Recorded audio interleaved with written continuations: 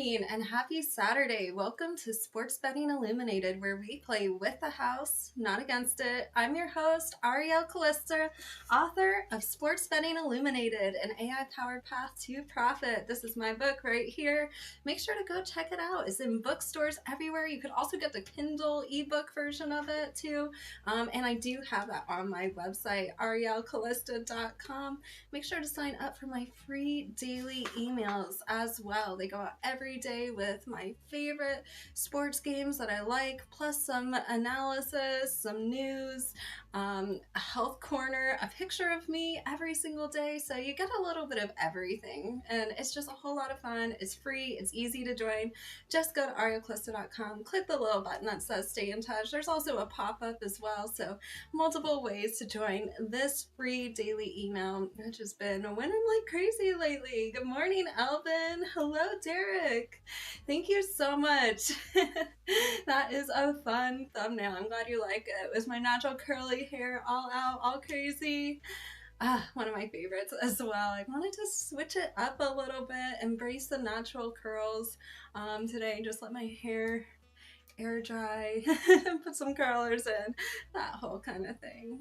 So I think it's going to be a fun day. We have quite a few games that we are analyzing, and also, you know, I want to know what kind of games that you were looking at or what you would like me to break down live on air. This is a live stream, so I want to know what you're looking at, what plays you like. Feel free to just throw it in the chat. Love to have you all here for the live stream, and thanks so much for showing up every single day, coming in, sharing that positivity, and we're all winning together. You guys are in a knife drawer, because you guys are super sharps. Hey, Super Pro, welcome in. Good morning. Super Pro coming in right as I'm saying you guys are super sharps. Hello. All right, so I would say the one sport that's taken a little bit longer to develop this morning is just hockey. So Derek, if you have some good early hockey plays, I'd love to know. Just the lines have been a little bit slower moving versus everything else. So are you guys preparing for the snowstorm? I happen to be living in one of the 40 states that's going to get a massive snowfall, apparently. And a lot of people, I think, are, you know, maybe overreacting to this. I mean, I thought so when I first started posting on TikTok all of their weather predictions. But what do you think about this? Do you think it's going to be worse than what people are saying or better? Let me know what you think about this. At this point, I think it's going to be bad for maybe a couple days. Let's just ride it out. I have a fireplace. That should keep me cozy in case the electricity goes out. Hopefully it doesn't. But either way, got plenty of cannabis here to just keep me going, feeling good this entire time. Right now, I am smoking Wintergreen OG number 44. It is a hybrid strain from a cross between Tahoe Snow number 5 and OG Purple Fire Tie. That is a good one. I was growing some chocolate tie this year, and wow, it looked so pretty growing outside in nature. And it is a majority sativa strain, so perfect for the morning, getting started with the day. Hey Noel, welcome in.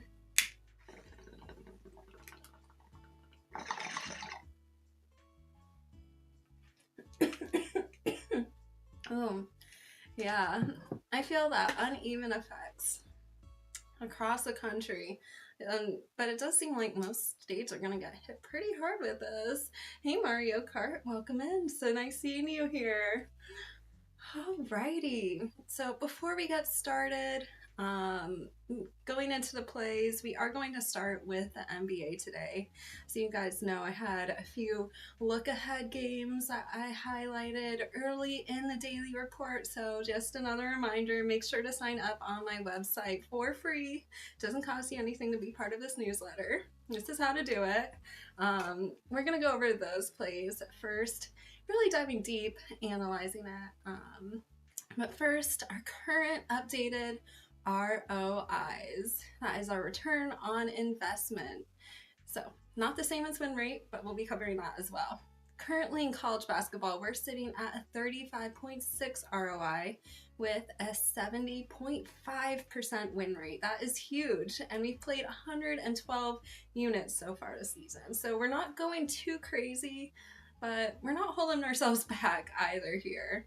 In the NBA, we're sitting with a 30.1% ROI. I love seeing all these ROIs above 30% with a 66.3% win rate, 86 units played in the NBA so far this season.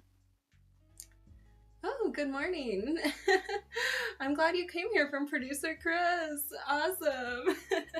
That is wonderful. I'm glad he's sending people this way. I'm always really appreciate when people share and spread the word. I'm on Substack. I'm here doing these live streams, and yeah, Chris and I used to do live streams together all the time. Maybe he'll even come back on another one of these shows soon. Who knows?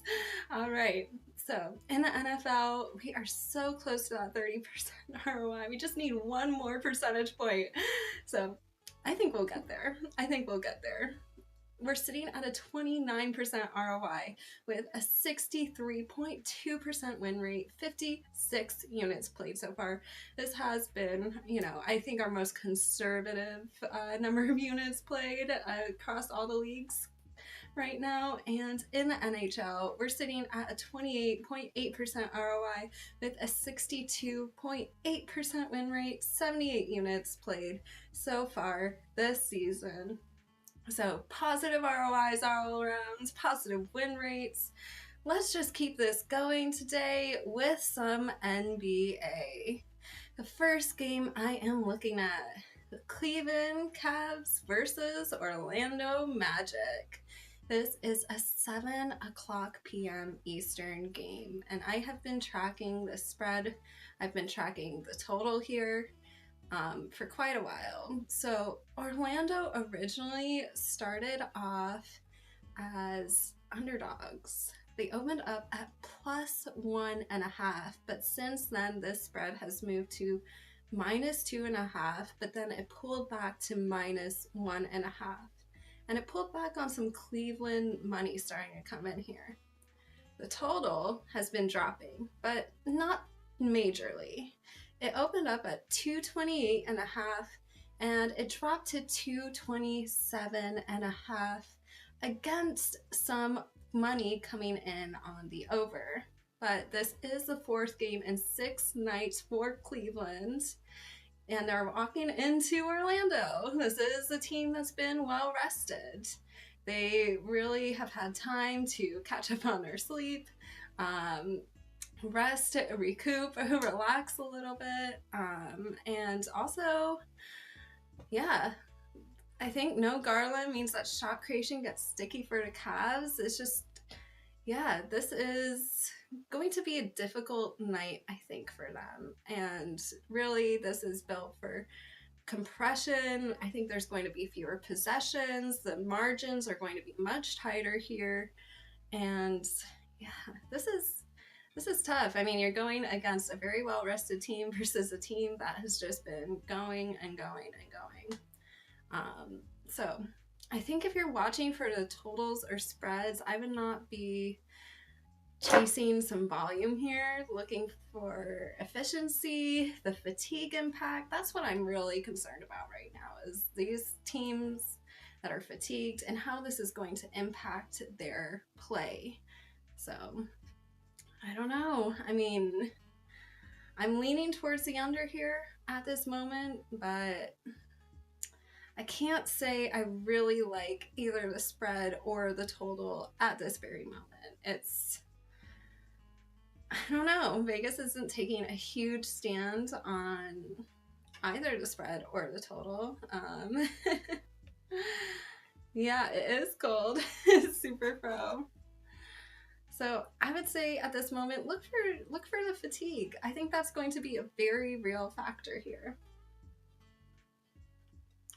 But if there are any other plays that you like in this game, feel free to throw it in the chat. Would love to hear your thoughts here. Now, let's move along to this 8 o'clock p.m. Eastern game between the Celtics and the Bulls. So first, let's just cover the total. It dropped a bit from 223.5. That's where it originally opened up. And it dropped to 230.5. This is interesting because the number dropped against some over money, and it's sitting at level 1 over money. So the money's going over, but Vegas doesn't think this game is going over, and they're dropping this total lower and lower, thus encouraging some more money on the over potentially. I am personally staying away from it for now. Now, looking at just the line here, before we really dive into this game, the Bulls, they opened up as underdogs. So once again, underdogs, but flip to the favorites. They opened up at +3.5, and then it moved to -1.5. I noticed some sharp money here on the Chicago Bulls spread, but right now the money is turning very mixed. But because this is such a big move where they were the underdogs, now they're the favorites, this is still a 4-point move in the right direction for the Bulls. I think this is looking pretty good. You know, also it was double overtime for Boston last night. So this is just going to make things worse for them. This is going to be harder. You know, here we're also, you know, looking, there might be a little bit of fatigue. You know, they might not have slept that well. They're also deep into this just brutal travel stretch. This is going to be their 5th road game in 11 days. So, I mean, you have overtime last night. They're on the road. It's just kind of a grueling schedule. So fatigue is going to be showing up here. And yeah, I think this is looking like a pretty good game for the Chicago Bulls. Yeah, the Celtics 3-pointers. I think, yeah, when it comes to shooting and, you know, when it comes to, you know, a lot of these things, like their reactions, their defense, I think it's going to be harder for them because this is where fatigue starts, you know, creeping in. Versus Chicago, on the other hand, they're well rested. They're just flying along. I mean, you know, they're ranked currently 4th in pace. And yeah, I think they're just going to really push the tempo here in this game. And it looks like a strong day for the Bulls. I think they're going to be playing very well. And, you know, I mean, of course, a lot of, you know, the books and potentially some Joe money is going to give the Celtics money of respect that they deserve to get because of their brand. They have a good record. But I think right now this is a good spot for the Bulls, especially at the Open here. So I just think seeing how this opened as extreme underdogs, now they're sitting as favorites. It seems like the books agree, you know, with this analysis that Celtics are going to be tired. And I think the fatigue's really going to show up in their play tonight. So thank you. You have been following the Daily Report for a while, Chuck Science. And you know what? Bringing in some of these early plays, that's what we do here at the Daily Report, highlighting these early games, and they've kind of been on fire. I am rolling with Chicago Mario Kart. I would say out of all the NBA plays on the board today, this is my strongest play. Chicago Bulls, the spread here. The line's going in the right direction. I noticed pro money early, and the travel schedules, the fatigue, I think it's going to be there for the Celtics tonight.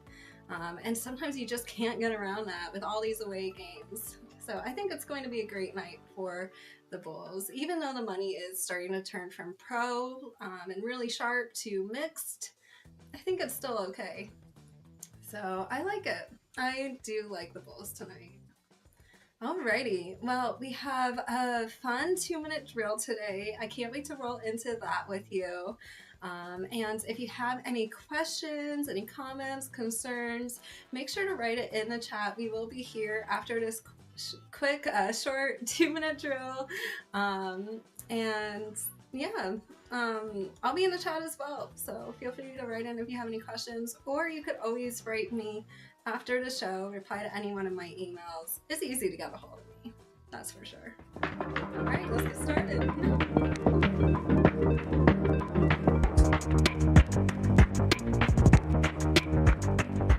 The fans saw the momentum, the players felt it, but for over 30 years, the models insisted it was just noise, illusion, born from faulty intuition about streaks. The hot hand was considered a fallacy. Analysts cited randomness, selective memory, and psychological bias. Then in 2018, a statistical correction flipped the result. Joshua Miller and Adam Sanjuro found that earlier studies had miscalculated conditional probabilities, and when corrected, the same data revealed that the hot hand is real. This matters beyond basketball. It reopens a question that's been lingering in football for decades. Football presents a more complex problem. The sport is episodic, substitutions, play calling changes, clock stoppages, but watch enough games and you'll see sequences where one team's capacity to execute erodes in a cascading pattern. Super Bowl LI remains one of the clearest examples of this. Midway through the third quarter, Atlanta was up 28-3. Their win probability was over 99%, and after punting from New England's 32, something shifted. The defense lingered between snaps. The pace dropped. Players who had looked energized started showing signs of fatigue. Longer to line up, slower to rotate, more glances to the sideline, snap-to-snap pacing variance increased. Communication that had been clean started showing hesitation, and these misalignments accumulated. They weren't the result of a single play. They emerged as the unit trended towards instability. The strip stack by Hightower that everybody remembers, it didn't cause the collapse. It exploited a protection system already breaking down. The question is whether we could have detected that degradation earlier, and today we have the tools to track these early indicators. Player tracking logs, speed, and position at 10 times per second.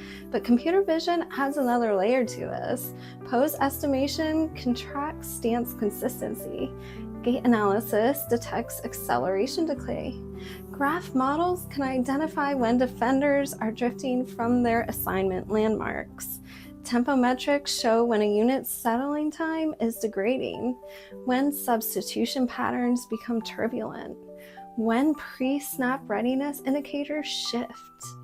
These patterns accumulate before failures even appear on a scoreboard. Not every big play reflects instability. Many plays happen inside stable systems. What matters is whether the underlying structure is weakening. Momentum in this framing is not a psychological myth. It is a detectable state change.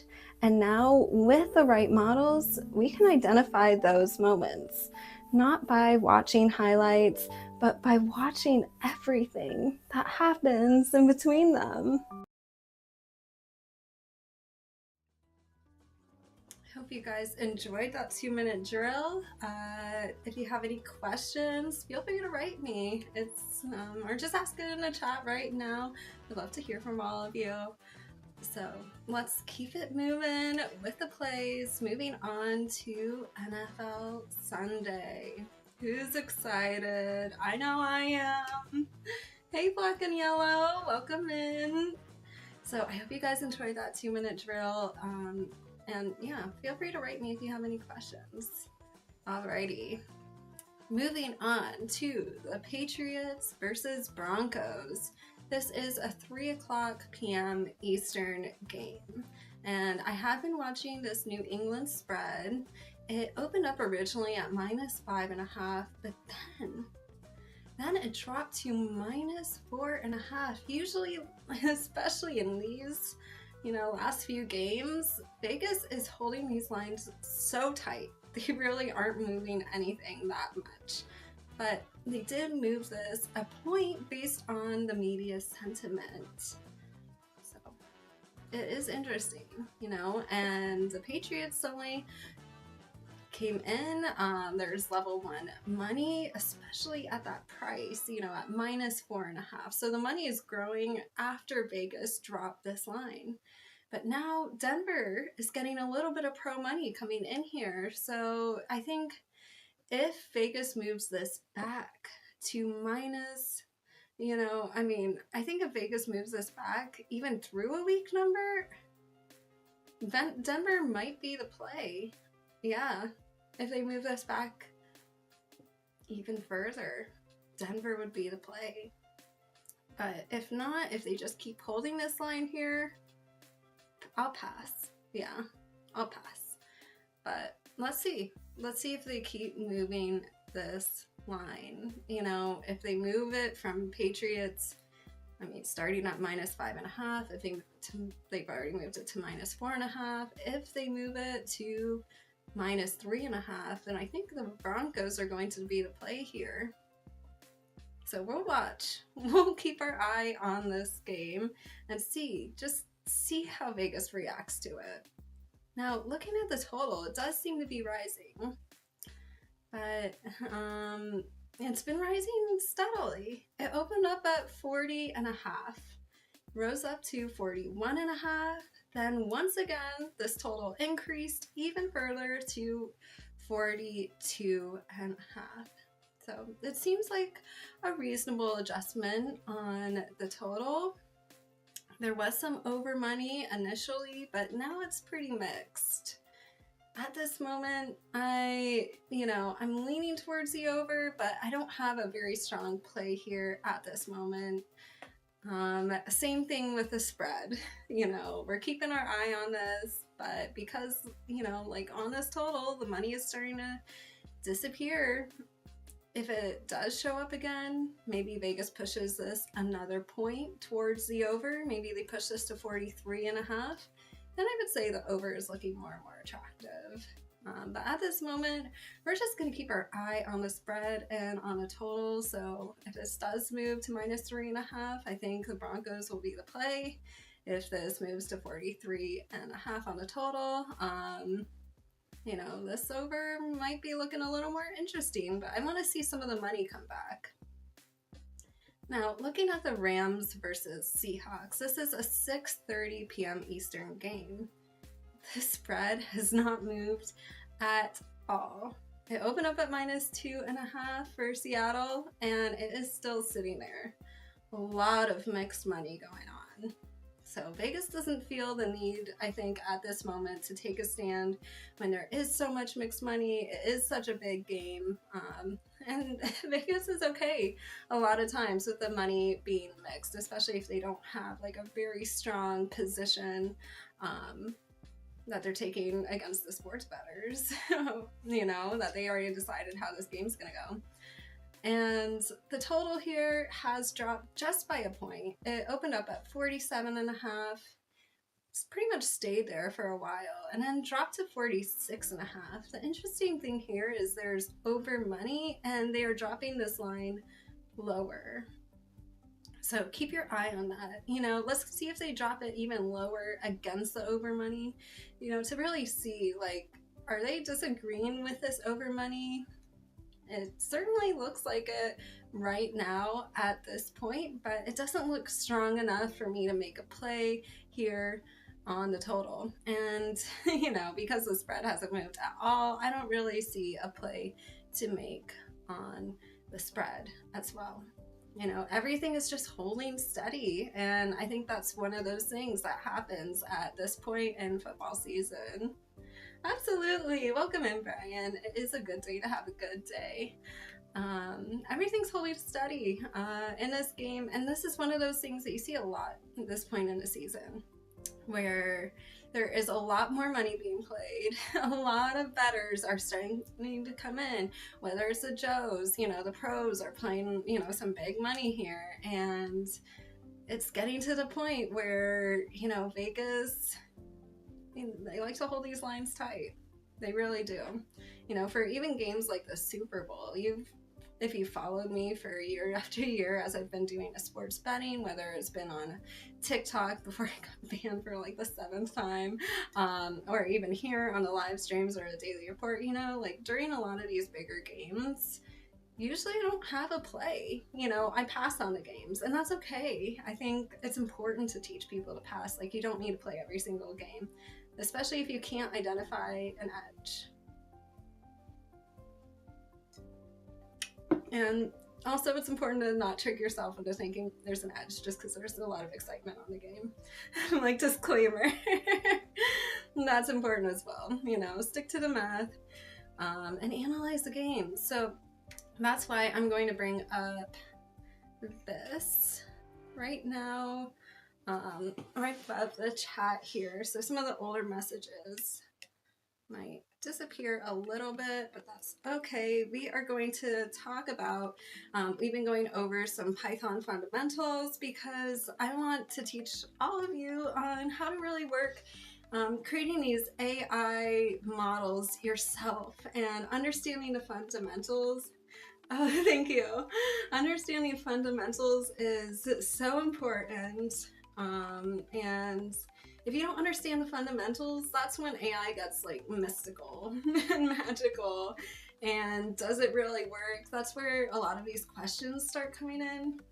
But if you understand how it works and you're able to apply the principles, build these systems yourself, it becomes better for you so that you can make bets better, you could track your bets better. I mean, it makes your life, I'm sure, no matter what, you know, what area of work that your industry is in, there's so many ways to apply what we could do now with computers to make things easier, more efficient, versus relying on somebody else, you know, across the world to build something for you that you don't really even understand how it works. So that's why, you know, we've gone over what is AI and covered how it encompasses everything from machine learning to computer vision, to neural networks, to everything in between, to generative AI models, all of that stuff, down to what are the different data types, what is Python logic, functions in Python. And today we are going to be talking about pandas and NumPy. Alrighty, so right now we are talking about NumPy arrays. Sorry, the camera tracking is throwing me off a little bit here. Sorry about that. I need to figure out how to turn that off. Oh boy. Okay. So this is just working with numbers at scale. Sorry about this, everyone. Not to distract you. So it's very easy. You could go into like Google Colab, open up a new notebook right now, import NumPy as NP. This is what a lot of coders use just to make things a bit more efficient. And when you're working with a lot of data like you would in sports betting, you're going to be looking at NumPy arrays. And it stores all of this data efficiently, and it basically says all of the values here share the same type, which means like it's just all like the same type of data here. And it's great for working with, you know, numerical operations.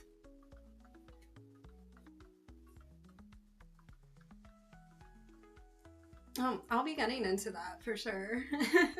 That's coming up next. Basketball, college basketball. So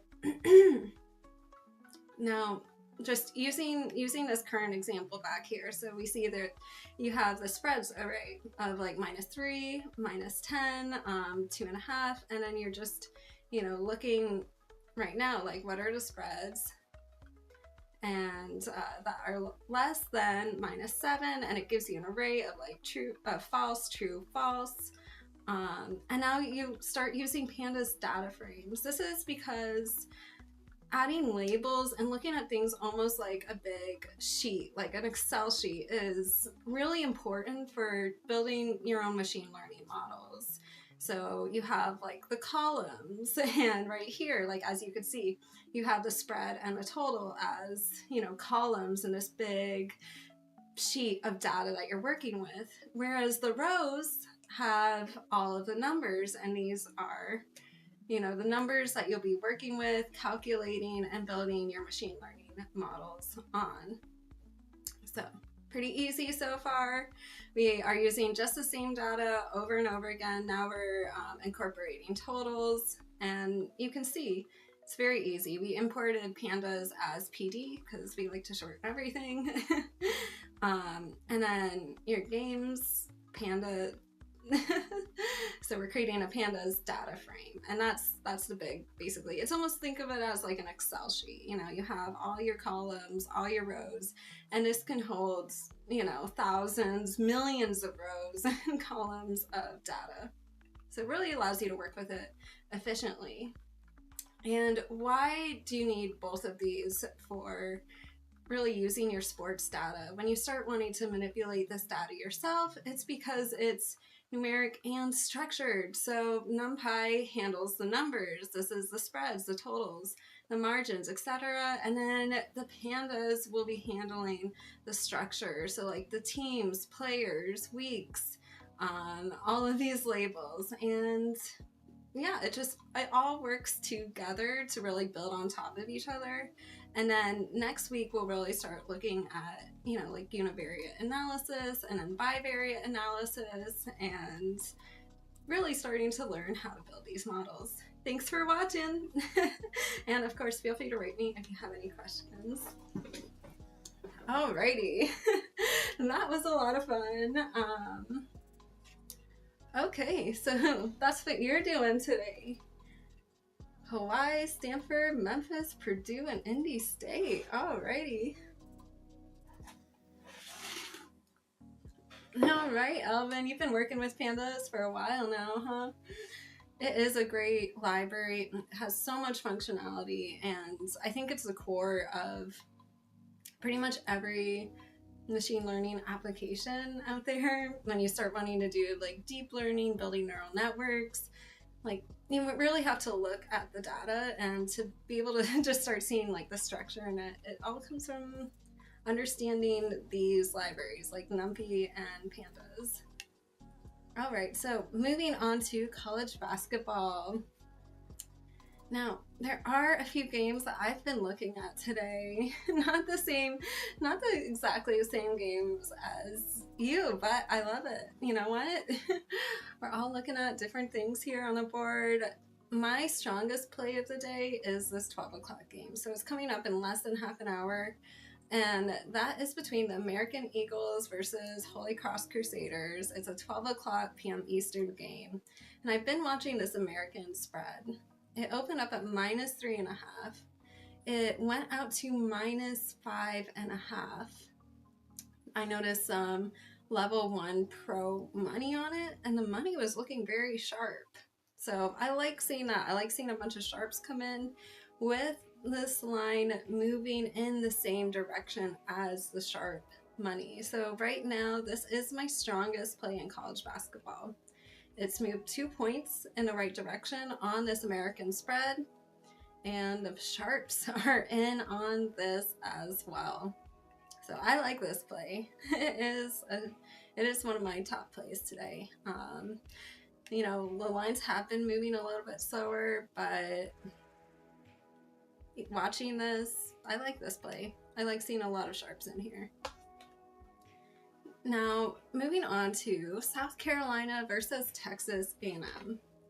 This is a 1 o'clock p.m. Eastern game, and I've been watching the Texas A&M spread. It went from -8.5 to -10.5 on some mixed pro money. So I'm keeping my eye on this right now, but I think it's starting to develop pretty nicely. It's moved 2 points on the spread in the right direction for Texas A&M. And yeah, as you can see, they're just becoming stronger favorites, but the sharp money isn't quite as strong as the American spread play. The sharp money is here, no doubt about that, but it's just not quite as strong. Then I've been looking at Albany versus New Hampshire.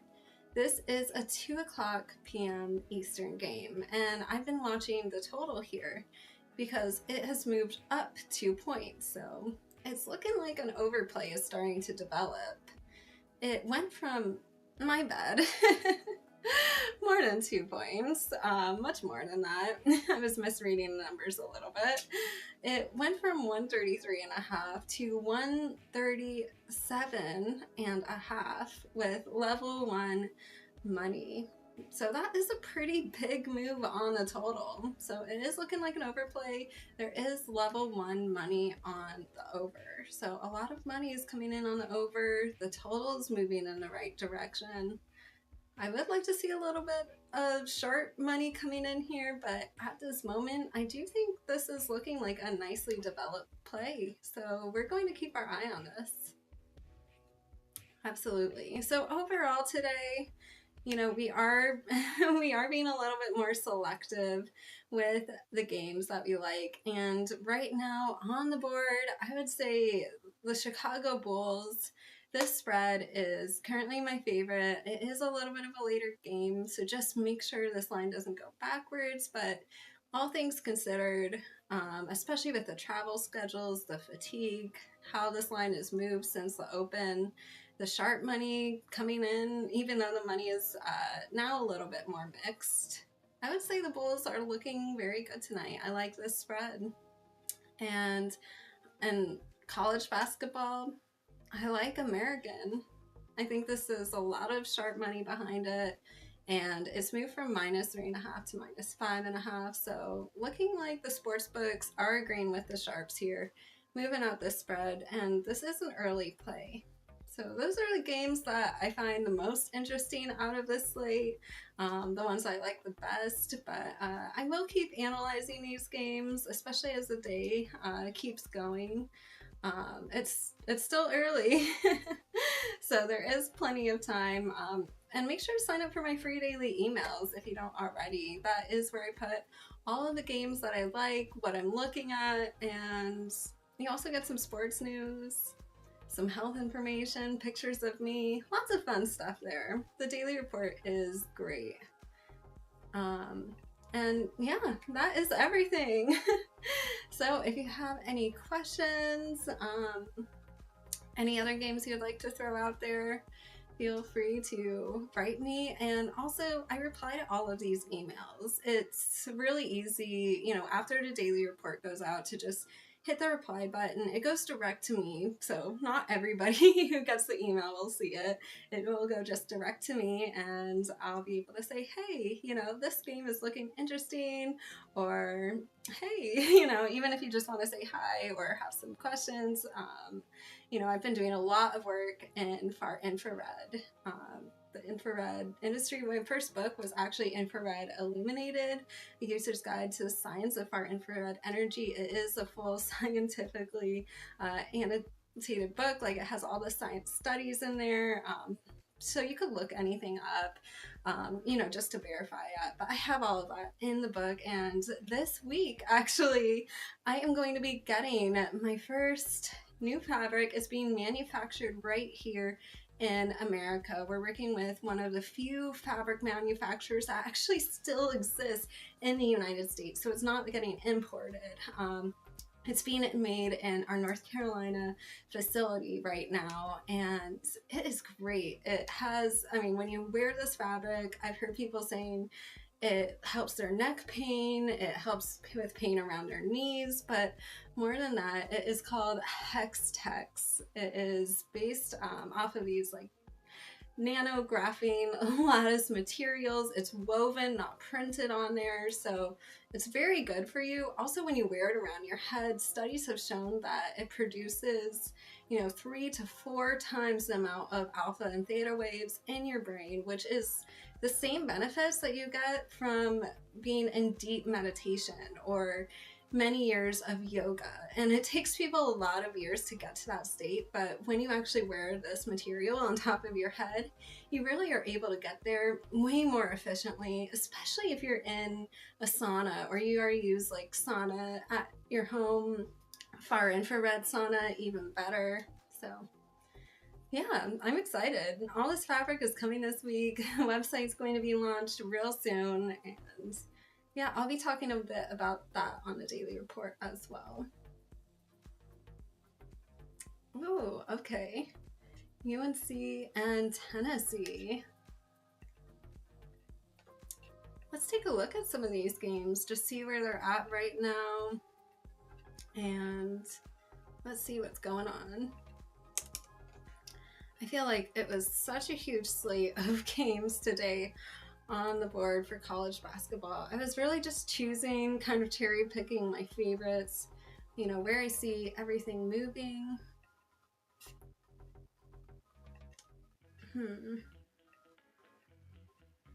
If things want to load. Okay, we're getting there.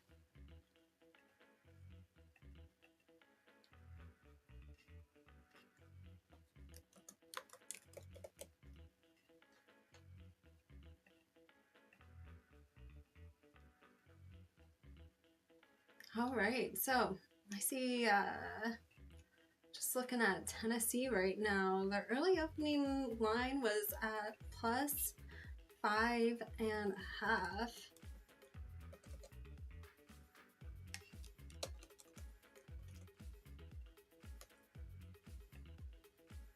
And right now, where's it at? +6.5. The money is looking pretty mixed in this game. I don't have a strong opinion here at this moment.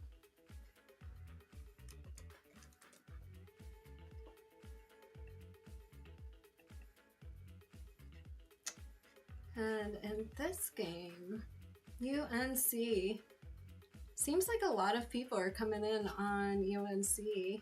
The total's looking a bit more mixed. But it does seem like quite a few people are coming in on the spread here.